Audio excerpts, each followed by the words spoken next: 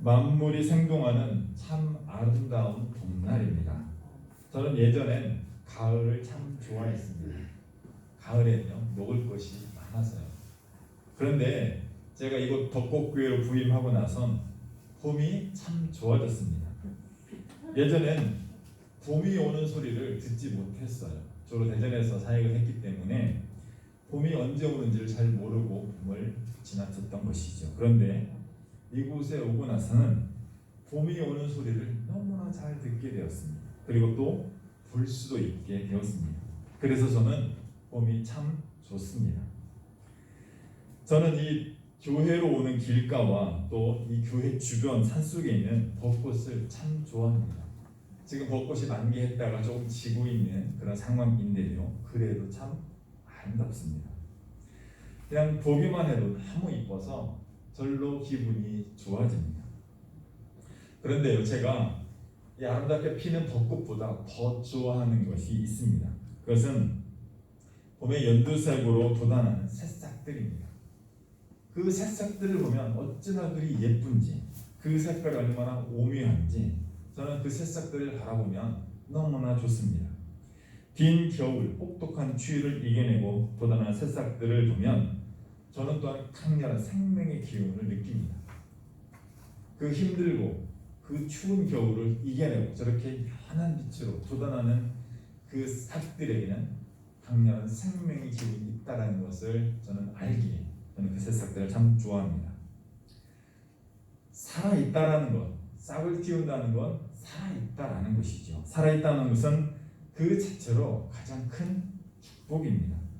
더 이상 바랄 것이 없는 가장 귀한 상태가 살아있음, 바로 생명의 삶입니다. 살아있어야 기쁨도 고통도 슬픔도 느낄 수 있습니다. 그래서 생명이 있는 사람들은 좀 더 오래 살기 위해서 치열하게 살아갑니다. 돈, 명예, 권력 이러한 것들은요, 생명을 연장하는 보조 수단입니다. 그래서 사람들은 돈을 벌기 위해서, 명예를 얻기 위해서, 권력을 갖기 위해서 살아갑니다. 세상적으로 보면 돈이 있고 명예가 있고 권력이 있으면 다른 사람들보다 더 오래 살 수 있기 때문입니다. 그런데 하나님을 믿는 신앙인의 삶은 돈, 명예, 권력을 추구하는 세상 사람들과는 조금 다른 삶의 모습이 있어야 합니다. 신앙인에게도 돈이 필요하고 명예도 필요하고 권력도 필요하지만 그것보다 더 우선하는 것이 있다라는 것입니다. 그것이 바로 거룩의 삶입니다. 국어 사전에서 거룩하다라는 것은 성스럽고 위대하다라는 그런 의미입니다. 그런데요, 이 성경적인 의미, 성경에서 말하는 거룩하다라는 의미는 구별되다라는 의미를 가지고 있습니다. 즉, 세상의 보편적인 가치와 기준보다는 조금 더 다르게 구별된 상태, 그것이 바로 거룩이다라고 말하고 있는 것입니다. 저와 여러분은 하나님을 믿는 신앙인입니다. 저와 여러분은 그렇게 그리스도인입니다. 저와 여러분이 그리스도인이라면 세상 사람들과는 다른 구별됨이 있어야 합니다. 그 구별됨이 우리를 그리스도인으로 만드는 것입니다. 그리고 그 구별됨은 우리가 살아가는 삶을 통해서 살아있는 동안에 우리의 생명의 삶을 통해서 나타나야 합니다. 그것이 바로 거룩의 삶입니다. 여기에 컵이 있고요. 이 컵 안에는 물이 담겨져 있습니다. 이 컵의 재질은요, 흙입니다. 흙으로 컵을 만들어서, 컵의 모양을 만들어서 유약을 발라 부어서 이 컵을 만들었습니다. 컵의 재질은요, 나무, 유리, 플라스틱, 종이 등 다양합니다. 또요, 금이나 은이나 동이나 쇠로도 컵을 만들 수가 있습니다. 재질이야 다양하게 컵을 만들 수 있지만, 그런데요, 어떠한 재질이든 컵을 만드는 목적은 하나입니다. 이 컵을 만드는 목적은 무엇입니까? 물을 담기 위함입니다. 물을 담았다가 사용하기 위해서, 마시기 위해서 컵을 만드는 것입니다. 자, 그런데요, 물이라는 것은 어떻습니까? 위에서 아래로 흐르는 성질이 있습니다. 자그마한 틈 구멍이라도 있으면 그곳으로 빠져나갑니다. 눈에 보이지 않는 틈이라도 있으면 그곳으로 아주 빠져나가는 그런 성질을 가진 것이 바로 물입니다. 그래서 물을 담는 컵은 다른 곳으로 물이 흘러갈 수 없도록 틈새나 구멍 없이 만들어야 합니다. 그래야 컵의 목적에 맞게 물을 담아둘 수 있기 때문입니다. 여러분, 거룩의 삶이란 컵에 물이 가득 담겨있는 상태라고 할 수가 있습니다. 컵이란 물을 담는 그릇으로서 신앙적으로 보면 예배와 관련된 다양한 삶이다라고 말할 수 있습니다. 즉 예배를 드리고 기도하고 헌금하고 또 교회를 위해서 다양한 수고와 헌신과 봉사활동을 하고 성도 간에 교제하는 것 등등 하나님을 믿는 신앙인으로서 살아갈 때 나타나는 다양한 삶의 모습들이 컵이다라고 말할 수 있는 것입니다. 그래서 이런 것들은요, 신앙의 그릇이다라고 이야기를 합니다. 여러분, 시간이 되어서 주일날 10시 30분 약속된 시간에 이 자리에 나오셨습니다. 이런 것들이 신앙을 담는 그릇이에요. 예배 시간은 어떻습니까? 하나님을 찬양하고 또 예물도 드리고 또 봉사도 하고 여러 가지 다양한 섬김의 일들을 합니다. 기도도 하고요, 성경도 보고 이런 모든 것들이요, 그릇에 해당한다라는 것입니다. 신앙의 이러한 행위, 신앙의 그릇을 조금 더 다른 말로 표현하면 율법입니다. 율법. 성경에 기록된 율법이 있습니다. 주로 십계명과 다양한 규례들을 율법이다라고 이야기를 합니다. 이러한 십계명과 다양한 규례들이 왜 있습니까? 지키기 위해서 있습니다. 인간 행동에 대한 다양한 규범들을 하나님께서 제정해 주셨고 그것을 지키라고 말씀하셨습니다. 그래서 인간은 의지로 하나님께서 말씀하신 것에 대해서 내 자의로 반드시 지켜야 합니다. 그것이 바로 율법입니다. 자, 이 율법은요, 그릇입니다. 컵으로 비유하면 이 컵입니다. 물에 담긴 컵 중에 형식을 율법이라고 말하는 것입니다. 그렇다면 율법은 신앙의 그릇으로서 무엇을 담는 그릇이라면 그릇은 무언가를 담기 위해 만드는 것입니다. 아무것도 담지 못하는 그릇, 물을 담지 못하는 컵은요, 아무짝에도 쓸모없는 그릇이고 아무짝에도 쓸모없는 그릇이 됩니다. 그렇다면 이 신앙의 그릇에는 무엇을 담아야 할까요? 컵을 만드는 목적은 물을 담기 위한 것인데 그러면 그 물이라는 것이 우리 신앙적으로 보면 무엇인가라는 것입니다. 그것이 바로 목적입니다. 그릇도 중요하지만 그릇이 없으면 물을 담을 수가 없지요. 그런데 우리가 이렇게 형식적인 하나님께서 주신 말씀을 통해서 우리의 삶의 여러 가지 모습들을 통해서 그릇을 만들었다면 거기에는 그 그릇을 만든 목적, 무언가를 담아야 한다라는 것입니다. 그 그릇에는 무엇을 담아야 할까요? 그것은 바로 하나님의 인재하심, 초월하신 하나님을 만나는 것입니다. 하나님의 인재라는 하나님과 동행하는 거룩한 하나님과 함께하는 그런 삶, 그것을 그 안에 담아야 한다라는 것입니다.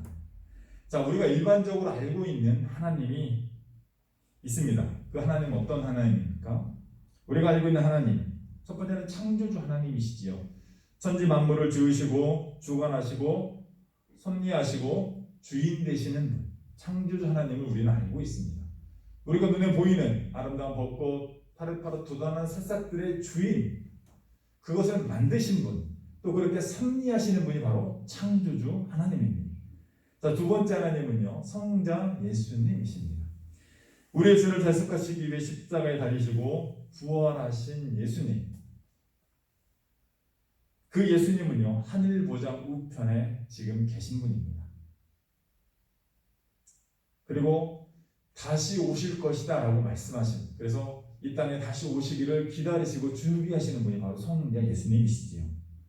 세 번째는요, 보혜사 성령님입니다. 주 예수 그리스도의 영으로서 언제나 우리 곁에 우리와 함께 하시며 우리를 이끌어 주시고 우리의 기도를 들으시고 우리의 삶을 인도해 주시기를 원하시는 그 하나님, 바로 성령 하나님입니다. 우리가 알고 있는 하나님, 이렇게 창조주 하나님, 성자 예수님, 보혜사 성령님, 삼위 하나님, 그런데 이 하나님이 한 분이시다라는 것입니다. 이 삼위일체 하나님은요 신비이지요. 그런데 이런 하나님은요 과거에도 계셨고 현재에도 계시고 미래에도 영원히 계시는 하나님입니다. 하나님은요 하나님 자신에 대해서 하나님이 누구인지 무엇을 원하는지 또 앞으로 어떻게 할 것인지를 다 기록해 놓으셨습니다. 어디에요? 성경책이에요. 성서에 너무나 자세하게 기록해 놓으셨습니다. 그래서 우리는 하나님에 대해서 성경의 다양한 지식들에 대해서 공부하고 알아가고 있는 것입니다. 우리가 이렇게 하나님에 대해서 알아가고 하나님을 믿는 이유는 구원받기 위함입니다. 우리가 하나님을 믿는 최종 목적은요 구원입니다. 영혼이 구원을 받고 부활해서 영원한 생명의 삶을 사는 것, 이게 바로 구원 아니겠습니까? 그런데요 이 구원은요 믿음으로 받는 거예요. 믿음으로. 하나님을 아는 지식 너무나 중요하고 꼭 필요합니다. 그런데 하나님을 아는 지식으로 우리가 구원을 받는 게 아니에요. 믿음으로 구원을 받는 것이다 라는 것이지요. 그런데 문제는 우리가 어떻게 믿음을 갖고 또 어떻게 믿음을 지켜나가야 하는가라는 것입니다.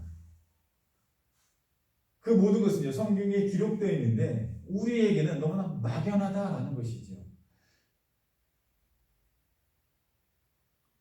그런데요 믿음을 갖고 우리가 죽음의 그 순간까지 우리는 모두가 죽음을 맞을 수밖에 없습니다. 그래서 그때 하나님을 다시 만나게 되어 있는데 그 하나님을 만나기 전에 우리가 살아있는 동안 생명의 삶을 사는 동안 하나님을 만나는 것이 우리가 믿음을 갖고 믿음을 끝까지 지켜나가는데 가장 중요한 열쇠가 된다라는 것입니다.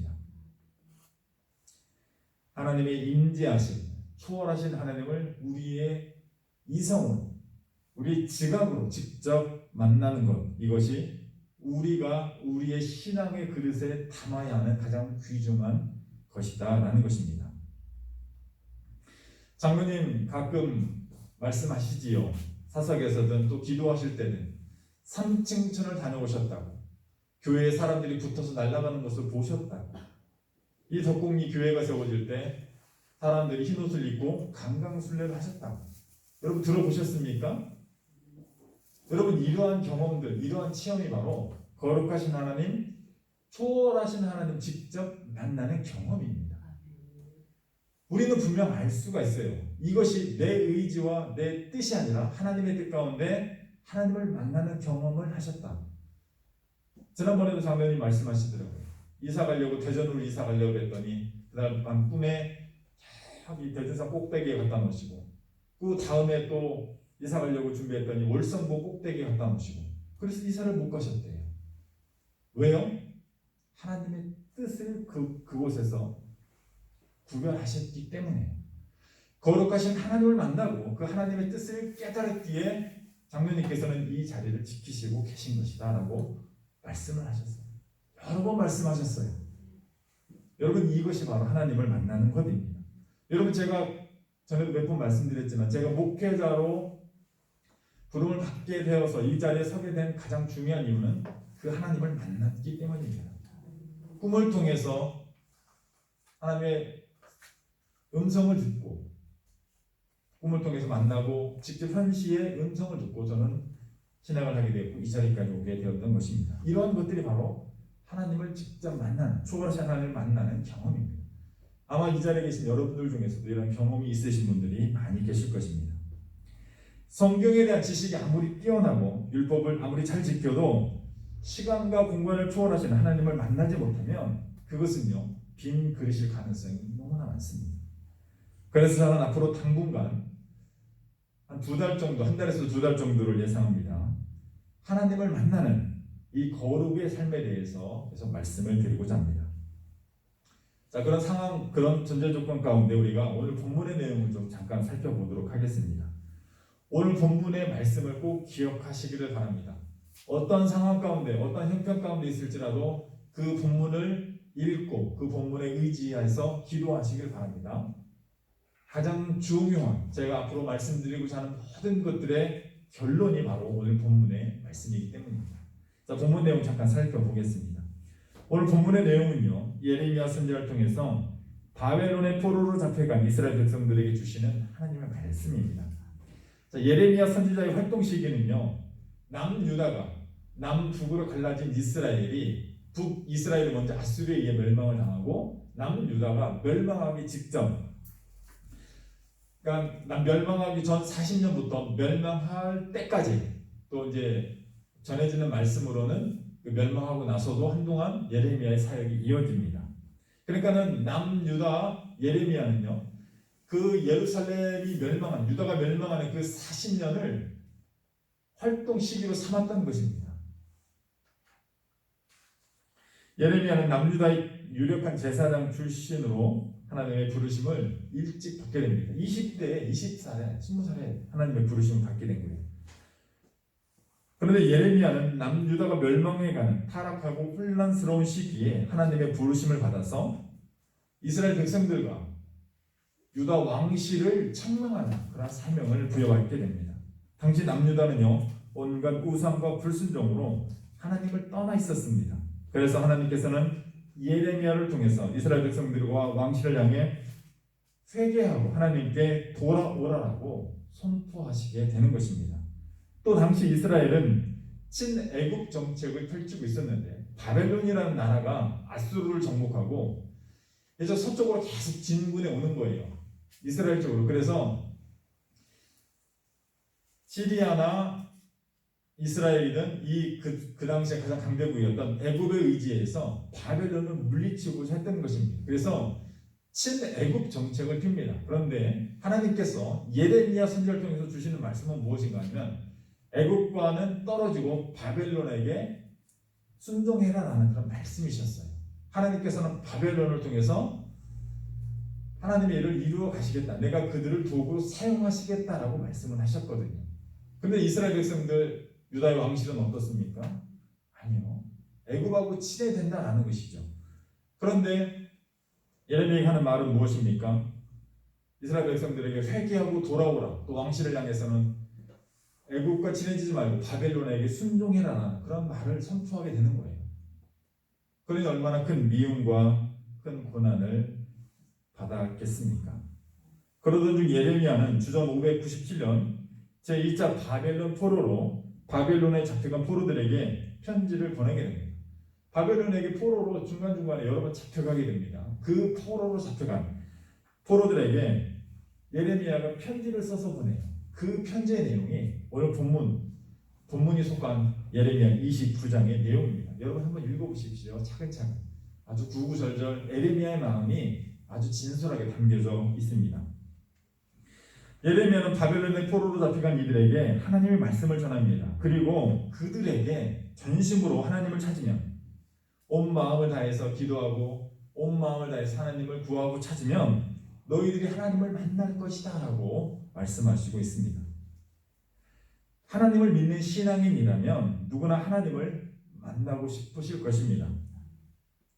하나님을 만나면요, 인간의 말과 표현으로는 형용할 수 없는 황홀한 그런 은혜를 누리게 됩니다.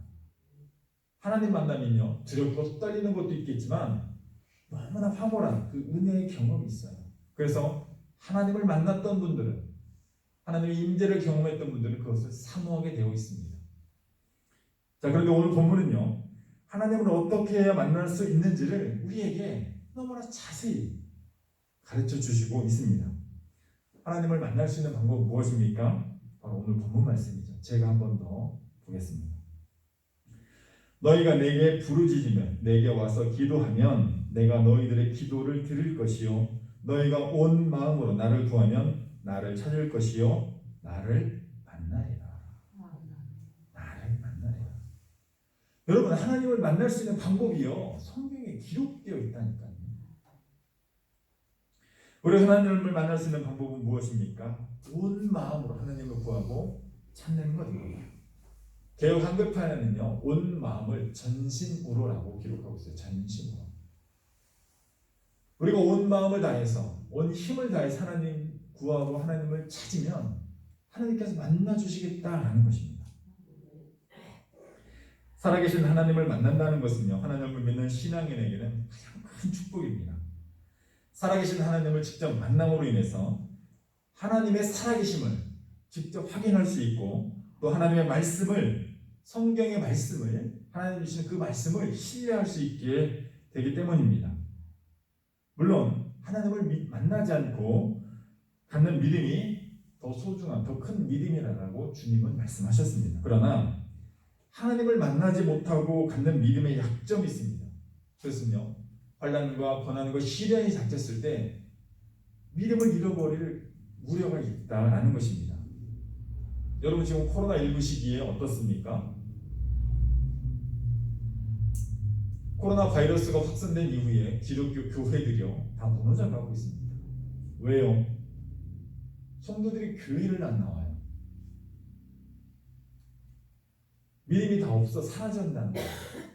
여러분 이런 환난과 고난의 시기가 되면 진짜 참믿음과 가짜 믿음이 구별되는 거예요. 여러분 평상시에는 표시가 안 나요. 믿음이 있는지 없는지. 정말 중요한 것은 고난과 환난이 왔을 때 그 믿음을 잃어버리지 않는 것. 이것이 참 믿음이고 이 믿음을 가져야 우리가 구원의 은혜 가운데 나아갈 수 있다는 것입니다. 그 믿음을 잃어버리지 않기 위해서 가장 중요한 것 중에 하나가 바로 초월하신 하나님의 인재를 경험하는 것입니다. 이제 말씀을 정리하고자 합니다. 우리가 믿는 하나님은요 시간과 공간을 초월하여 언제나 우리와 함께 하시는 하나님입니다. 하나님은 언제나 우리와 함께 하시며 우리의 삶을 인도해 주시고 또 이끌어 주시기를 원하시는 하나님이 바로 우리가 믿는 하나님입니다. 우리는 지금 믿음을 지켜가기 어려운 참으로 힘들고 어려운 시간들을 지나가고 있습니다. 이러한 때 우리에게 필요한 것은 초월하신 하나님, 언제나 우리와 함께 하시는 하나님을 만나고 그분과 동행하는 거룩의 삶을 살아가는 것입니다. 우리가 하나님을 만날 수 있는 유일한 방법은 온 마음으로 하나님을 구하고 하나님을 찾는 것입니다.